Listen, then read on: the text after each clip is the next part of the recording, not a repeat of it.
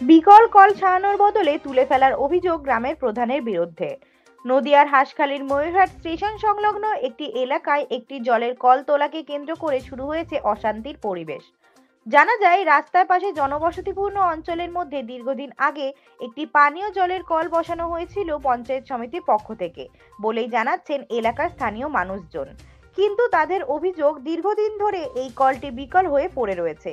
এই কলটি থেকে ওই অঞ্চলের একাধিক মানুষ নিত্যদিনের প্রয়োজনীয় জল সংগ্রহ করে, কিন্তু ব্যবহারের অযোগ্য বিকল হয়ে পড়ে থাকা ওই কলটি সারানোর বদলে ময়ূরহাট অঞ্চলের প্রধান দীপঙ্কর দাসের মদতে কিছু মানুষ আজকে কলটি তুলে নিয়ে যায় বলেই স্থানীয় মানুষদের একাংশ অভিযোগ।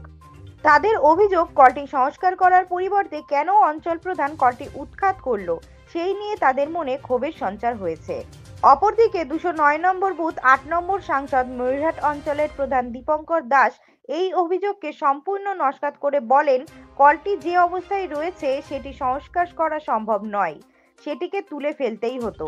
তাই বিডিও সাহেবের নির্দেশক্রমে কলটি এই স্থান থেকে তোলা হয়েছে, যাতে পুনরায় নতুন কল ওই একই স্থানে স্থাপিত করে এলাকার মানুষদের জনকষ্ট নিবৃত্ত করা যায়, সেই জন্যই ব্যবস্থা করা হয়েছে। এই ঘটনাকে কেন্দ্র করে এলাকায় শুরু হয়েছে চাপানো উত্তর। নদিয়া থেকে অঞ্জন শুকুলের রিপোর্ট, এইচপিআর নিউজ। ওই বাঁশটা হলো আমার সীমানা, কলের পাশে আমার সীমানা। আমি যে গতটা কিনেছি, আচ্ছা ওইখান দিয়ে আমার একটা আমি রুম করবো আমার ব্যবসার জন্য। ওইখানে সামনে ফন্ডে আমার কল আছে, তাহলে এই কলটা না তুললে আমার মানে কোনো রকম আমি এখানে ঘর করে কোনো রকম ব্যবসা কাজে যুক্ত হতে পারবো না। যখন কলটা দিয়েছিল তখন কি আপনারা কোনো কিছু করতে পারছিলাম না? যখন কলটা এখানে পোতা হয়, আমার মেয়ের ছেলের জন্মদিন ছিল, সেখানে আমরা গিয়েছিলাম, এসে দেখি এখানে কল পোতা হয়েছে। তখন সঙ্গে সঙ্গে প্রতিবাদ করেননি? সঙ্গে সঙ্গে প্রতিবাদ করিনি দাদা, তখন আমি যেই জায়গাটা কিনতে পারিনি বলে আমি প্রতিবাদ করতে পারিনি। এখন আমি জায়গাটা কিনেছি এখানে, তারপর দীর্ঘদিন ধরে কলটা মানে ভগ্ন অবস্থায় করে নিয়েছি। এখন এই জন্য আমি এখানে একটা রুম করবো, রুম করে এখানে একটা বিজনেস করবো। আমার এখান থেকে আমাকে ফান্ড আমার সামনে সরকারি চাই, সেই কলটা তোলার জন্য প্রথমত অনেকদিন আগের থেকেই আমরা এটা বলেছি, কিন্তু নিজের পাশে যে প্রতিবেশী রূপকুমার ঘোষ, ওনারা প্রতিবাদ করেছে। এখানে নোংরা ফেলতে দীর্ঘদিন ধরে বলা হয়েছে, ওনারা কেউ রকম কোনো রকম গুরুত্ব নেয়নি। এর জন্য আমরা একবার মিটিংও ডাকা হয়েছিল, মেম্বারকে জানানো হয়েছিল, প্রধানকে জানানো হয়েছিল, তারাও বারণ করে গেছে এখানে নোংরা ফেলবেন না, এর সামনে ফোন, তার সাথে ওরা শোনেনি। ওনার বরঞ্চ রূপকুমার ঘোষ বলেছিল আমার যেও না, হ্যাঁ আমার সঙ্গে লড়তে যেও না। আমার ছেলে চুপ করে গেছিল।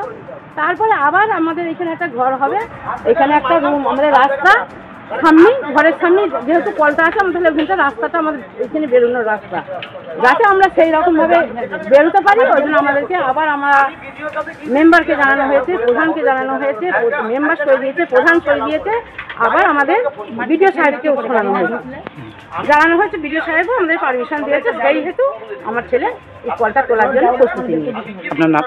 আমার নাম মিতালি রায়। একটা কল নিয়ে দীর্ঘদিন পড়েছিল কলটা, সেই কলটা তোলা নিয়ে একটা সমস্যা দেখা যাচ্ছে, সেই বিষয়টা নিয়ে আপনি যেহেতু একটা প্রধান, তো আপনি যদি একটু বলেন এই বিষয়টা নিয়ে। দেখুন, কলটা দীর্ঘদিন অকেজো হয়ে পড়ে আছে, এটা আমারও নজরে আছে, এবং ওইখানে যে আমার স্ট্যান্ডিং যে মেম্বার রয়েছে শিল্পী রায়, তার কাছে থেকে আমরা লিখিত রিপোর্ট পেয়েছি। ওই কলটা তুলে ওইখানে যা পজিশন আছে তাতে ওই কল তোলা ছাড়া কোনো রিপেয়ার হবে না, তুলে নতুন করেই পোতার মতন পজিশন আছে এটাকে, যার জন্য ওইটাও সমিতির কল। বিডিও সাহেবকে জানানো হয়েছে, বিডিও সাহেব পরিষ্কারই বলেছেন যে কলটাকে তুলে হাঁসখালি পাঠিয়ে দেওয়া হোক, আমরা এর পরিবর্তে নতুন কলের ব্যবস্থা করব। আর যদি বিডিও সাহেব দেরি করেন তাহলে আমরা পঞ্চায়েতের থেকে একটা কল ওইখানে বসিয়ে দেবো, যাতে এলাকার লোকে জলের থেকে মানে জলের সমস্যা থেকে বিরত থাকতে পারে, সুবিধা পায়। আর ওটা হচ্ছে আপনার 209 নম্বর বুথ, সংসদ নম্বর 8, ময়ূরহাট 1 নম্বর অঞ্চল। আমি ময়ূরহাট 1 নম্বর অঞ্চলের প্রধান দীপঙ্কর দাস বলছি এই ব্যাপারটা নিয়ে। বাসিন্দা, আমার বাড়ির সামনে, বাড়ির ঠিক লাগোয়া পশ্চিম দিকে পঞ্চায়েত সমিতির, এটা কি ধারা বলে, এটা কি ধারা? হ্যাঁ, মার্টি টিউবওয়েল একটা বসানো ছিল, মার্ট 2 টিউবওয়েল একটা বসানো ছিল, যার ছবি আপনি এখন তুললেন। আজকে সকালবেলা আমি মর্নিং ওয়াক করে আসার সময় দেখি 4-5 জন লোক এখানে এসে কলটা তোলার জন্য ওরা চেষ্টা করছিল বা কলটা তুলতে যাচ্ছিল। তাদের কলে পাইপ ফাইপ নিয়ে এসেছিলো, যে অ্যাপারেটাস নিয়ে এসেছিলো, সেইগুলো আমি জিজ্ঞেস করাতে বললো আমাদের মৌরহাটের যে প্রধান দয়াল দাস আমাদের পাঠিয়েছে। আমি বলছি এই ইয়েটা পাইপগুলো কোথায় যাবে? বললো দয়াল দাস বলেছে আমার ওই ইয়েতে নিয়ে গিয়ে রাখবো। তো আমার যেটুকু আমার অভিজ্ঞতা, আমার ঠিক বাড়ির সামনে লাগোয়া এখানে মৌরহাট গ্রামের সমস্ত, এখানে মুসলিম পাড়ায় অন্তত 100-150 ঘর লোক বাস করে, এবং মৌরহাট গ্রামের আরও যারা আছে মুসলিম নয় আদার্স, তারাও সেখান থেকে কল থেকে জল নিত। আজকে দীর্ঘ 2 বছর যাবৎ কলটাকে ইচ্ছাকৃতভাবে এই বাড়ির লাগোয়া এরা সব কলটাকে ইচ্ছাকৃতভাবে ভেঙে নষ্ট করেছে, এবং তার কলের গোড়ায় যে সমস্ত ইট পাথর দেওয়া ছিল, এটা সিমেন্ট করা ছিল, সেটাকেও এটা ভেঙে ওরা বাড়ির মধ্যে নিয়ে গেছে। আমরা বলতে গেলে এই বিভিন্ন অজুহাত দেখায় এবং ইয়ে করে। এই আজকে এরা এদের সহযোগিতায় এই প্রধান এই কলটাকে তুলে নিয়ে গিয়ে তার নিজে আত্মসাৎ করার জন্যে কীভাবে প্রধান হয়েছেন উনি জানি না, ওনার প্রধান হওয়ার এখতিয়ার আছে কিনা আমার জানার দরকার নেই, কোন দল করে জানি না। কিন্তু আমি যেটুকু জানি এলাকার বাসিন্দাদের যাতে সমাজের উপকার হয়, সমাজ সেবা করার জন্য একজন প্রধান হয়, কিন্তু উনি কোন ক্ষমতার বলে, কোন আইনের বলে এখান থেকে কলটা তুলে নিয়ে গিয়ে চুরি করে বিক্রি করে দেবে, এটা উনি কেন বেআইনিভাবে কলটাকে রিপেয়ার করা তো দূরের কথা, উপরন্তু কলটাকে উনি তুলে নিয়ে গিয়ে বিক্রি করে দেবে, চুরি করে বিক্রি করে দেবে। এই ধরনের প্রধানের কার্যকলাপের আমি তীব্র নিন্দা করছি, তীব্র প্রতিবাদ করছি। এই প্রধানের কতটা ইয়ের ক্ষমতা হচ্ছে আমি জানি না। আমার নাম রূপকুমার ঘোষ, আমার বাড়ির ঠিক লাগোয়া পশ্চিম দিকে বাড়ি। প্রতিবেশী হিসেবে বলুন, যেভাবে বলুন আমি বলছি। এবং এইরকম প্রধান যে সমাজসেবামূলক কাজ করতে না পারে তার এই দায়িত্ব ছেড়ে দেওয়ার জন্য আমি আপনাদের অনুরোধ করি। তো সেটা নিয়ে আপনি কি বলবেন গ্রামবাসী হিসাবে? যেহেতু এখানে একটা কল আছে, কলটা রিপেয়ারিং হলে ভালো হয়, এলাকার গ্রামবাসী তারা পরিস্থিতি জল পেতে পারে, শুদ্ধ পানীয় জলটা খেতে পারবে।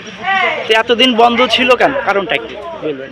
রিপেয়ারিংয়ের জন্য বলা হয়েছে। রিপেয়ারিংয়ের জন্য পঞ্চায়েত মেম্বার আছে, সমিতি আছে, সমিতির মেম্বার আছে, তারা জানি না আবেদন করেছে কিনা। আমি বাড়ির সামনের লোক তারা কি এসে ইনকোয়ারি করে গেছে যে কলটা এই অবস্থায় পড়ে আছে দীর্ঘদিন অকেজ হয়ে? তারা রাস্তার পাশ দিয়ে যায়, দেখাশোনা করে। পাশ দিয়ে যাতায়াত করে, দেখে যে এখানে কলটা। না, যাদেরকে আপনারা জানিয়েছিলেন যে দপ্তরকে, সে লিখিত কোনো ইয়ে দিয়েছিল যে? না।